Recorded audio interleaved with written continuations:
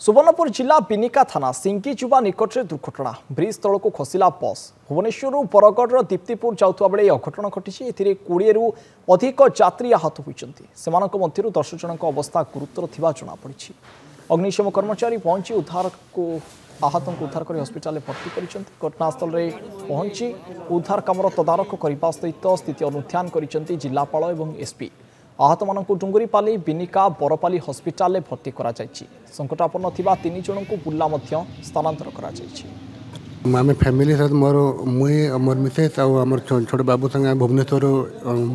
Mrs exam थिला exam देके आम फेरुलु भुवनेश्वर लोहितंगा फेरुलु जयभले बोथ रे आगे लोहितंगा शायद पहुँची तू ठीक आम गाड़ी शुईचु सकाल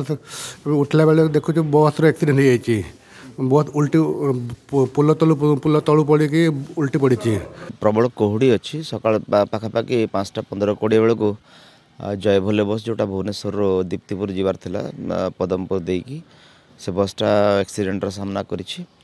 पाखापाखि आमर 12-13 जन इंजर्ड अच्छा से जेतु 3 जनकर फ्रैक्चर होती विभिन्न जगार आउ 2 जन बर्तमान सीरीयस तो एते सीरीयस कहबानी ठीक अच्छे एवं इमिडिएट आम तुरंत पदक्षेप नहीं बिनका हॉस्पिटल रे समस्त को रखाई फुल पैसेंजर थिले बोली जना पड़ी पाखापाखि 40+ थिले पैसेंजर एथर प्राय 15 ऊर्ध जन इंजुर्ड होती माइनर इंजुरी मैक्सिमम अच्छा 3 जनकर टिके फ्रैक्चर इंजुरी अच्छी आउ समस्त को इमिडिएटली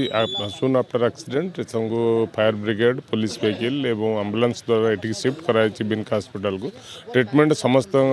चली